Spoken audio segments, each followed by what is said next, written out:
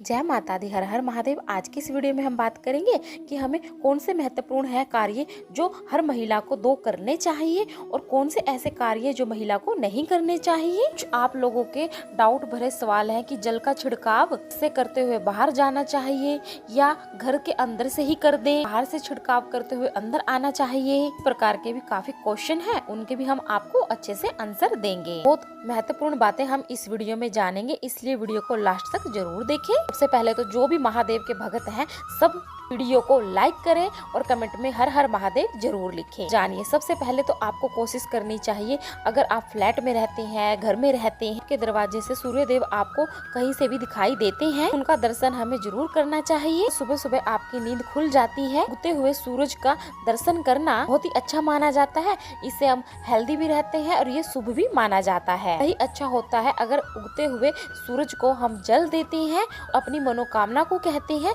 तो जल्द से जल्द हमारी मनोकामना पूर्ण करते हैं। बहुत सारे लोग संतान प्राप्ति के लिए भी सूर्यदेव को जल अर्पित करते हैं। अगर आप भी संतान की कामना करते हैं, उगते हुए सूरज को लाल धाई होता है ना, उसी को ही हमें जल देना चाहिए। और मंगलवार का व्रत करनी चाहिए। महिलाएं भी कर सकती हैं, पुरुष भी कर सकते हैं। इससे हमें भाग्यशाली संतान होती है और जल्दी संतान की प्राप्ति होती है। सुबह सुबह हमें सोकर उठकर, अगर आप सुबह सुबह उठते ही जिम जाती हैं या वर्किंग वुमेन है, बच्चों को स्कूल छोड़ने के लिए जाती हैं, सुबह सुबह बिना नहाए हमें सिंदूर नहीं लगाना चाहिए। बिना स्नान किए कभी भी महिलाओं को सिंदूर नहीं लगाना चाहिए।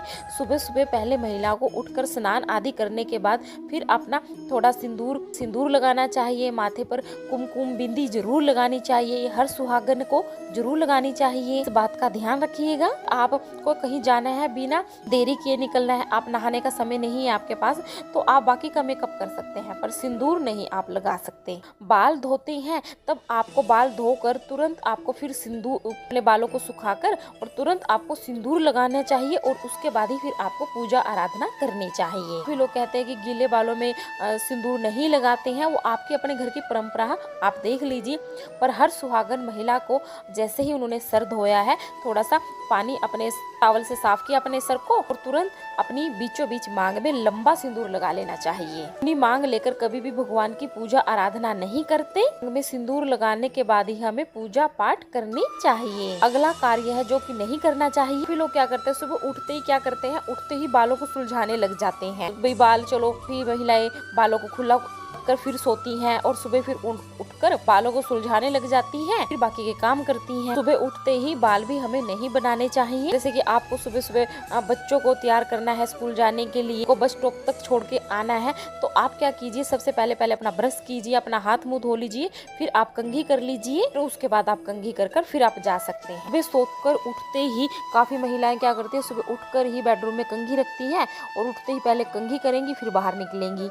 ऐसा नहीं करना चाहिए। देर बीतने के बाद आप बालों में फिर कंघी कर सकते हैं। जैसे ब्रश कर लिया, फ्रेश हो गए, उसके बाद आप कंघी कर सकते हैं। कि बासी मुंह से सिंदूर लगाना और तुरंत कंघी करना नहीं माना जाता। अगला नियम है कि हमें पीला सिंदूर कब कब नहीं लगाना चाहिए। काफी महिलाओं के ये प्रश्न है कि जैसे कि शादी होती है, 1 साल तक हमारे यहाँ पे नियम है कि हम पीला सिंदूर ही लगाते हैं। सभी की अपनी अलग अलग परंपरा है। जैसे आपकी परंपरा है ना, अगर 1 साल तक आपके यहाँ पीला सिंदूर लगाने का नियम है तो आपको उसको ही फॉलो करना चाहिए।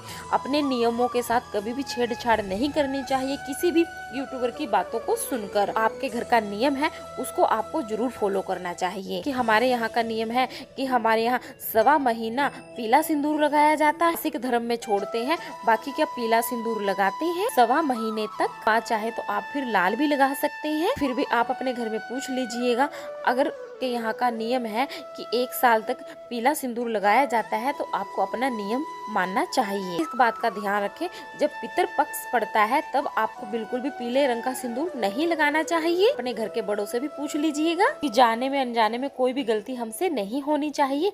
ये हमारे सुहाग की बात है। सिख धर्म में भी पीला सिंदूर नहीं लगाया जाता है।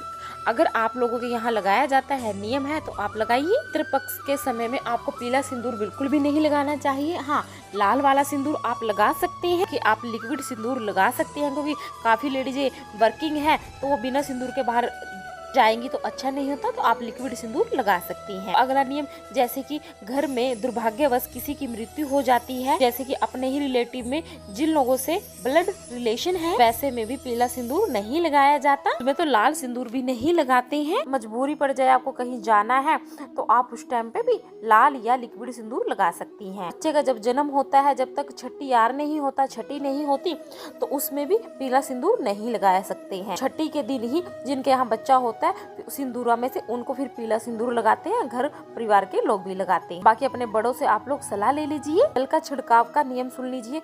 काफी लोग महिलाएं कहती हैं कि हमें जल का छिड़काव कैसे करना, मंदिर से शुरू कर बाहर जाना है या बाहर से करते हुए अंदर आना है। आप पूजा करने जाती हैं सुबह सुबह, अपने मंदिर में सबसे पहले मंदिर में ही जल का छिड़काव करते हैं। प्रतिदिन अपने पूरे घर में जल का छिड़काव करने की जरूरत नहीं है, पर जैसे कि पूर्णिमा के दिन, अमावस्या के दिन, व्रत है, एकादशी के दिन, प्रदोष के दिन मिश्रित जल आप अपने घर में छिड़काव कर सकते हैं। बहुत ज्यादा सही होता है एक पॉजिटिव एनर्जी के लिए। मंदिर से ही जल छिड़काव की शुरुआत करें। पहले आपको अपने घर में देवी देवताओं के छिड़काव करना है, उसके बाद ही आपको सभी कमरों में जहाँ पर भी आपको छिड़काव करना है घर में कर सकते हैं। संगी संध्या के समय भी नहीं कर सकते हैं। एक सभी महिलाएं अपने घर में ना एक मंदिर जरूर रखें। बिना मंदिर के घर नहीं होता। लोग सोचते हैं कि हम नॉन वेज वगैरह खाते हैं, हम मंदिर कहाँ रखें, कैसे रखें। आप लोग क्या खाते हैं क्या नहीं खाते हैं वह आप लोगों की इच्छा है, बाकी किसी जीव को खाना अच्छी बात नहीं। बिना मंदिर का घर नहीं होता, तो हमारा मन अशांत होता है। भगवान के पास जाकर हम जैसे कि प्रार्थना करते हैं, तो मंदिर को ऐसी जगह रखें कि आप ऐसी वैसी व्यवस्था में मंदिर को छू ना पाए। भगवान के समक्ष हम बैठकर पूजा पाठ कर लेते हैं, अपनी प्रार्थना कर लेते हैं, कहीं ना कहीं बहुत ज्यादा सुकून और शांति मिलती है। जैसे कि ना लोगों के पास बाहर जाकर रोने से क्या मिलता है, अगर जैसे कई महिलाओं हैं इमोशनल हो जाती हैं, छोटी छोटी बातों पर रोना आ भी जाता है, तो भगवान के बैठकर समक्ष आप रो भी लेंगी तो वो किसी को बताएंगे भी नहीं, आपको शांति भी मिलेगी। बाहर किसी के सामने रोएंगे तो वो आपका मजाक ही उड़ाते हैं, उस टाइम तो आपको स्तावना दे देंगे, एक दो बात कह देंगे। आप जब इधर उधर हो जाओगे ना, तो फिर वो आपकी बातों को इधर उधर ही लिख करेंगे। इसलिए आपको भगवान से ही आपको विनती करनी है, भगवान को ही आपको अपने मन की बात बतानी है। शिव शंकर आपकी हर आराधना को सुनेंगे। जैसे कि सोमवती अमावस्या का दिन तो पीला सिंदूर लगाते ही हैं। छठ पूजा में, किसी भी व्रत त्योहार में, शिवरात्रि पे, सुहाग वाले व्रत में पीला सिंदूर लगाते हैं। ये थी छोटी सी जानकारी। अगर आपको वीडियो पसंद आई है तो प्लीज वीडियो को लाइक करें, चैनल को सब्सक्राइब करें, वीडियो को शेयर करें, कमेंट में जय माता दी, हर हर महादेव जरूर लिखें।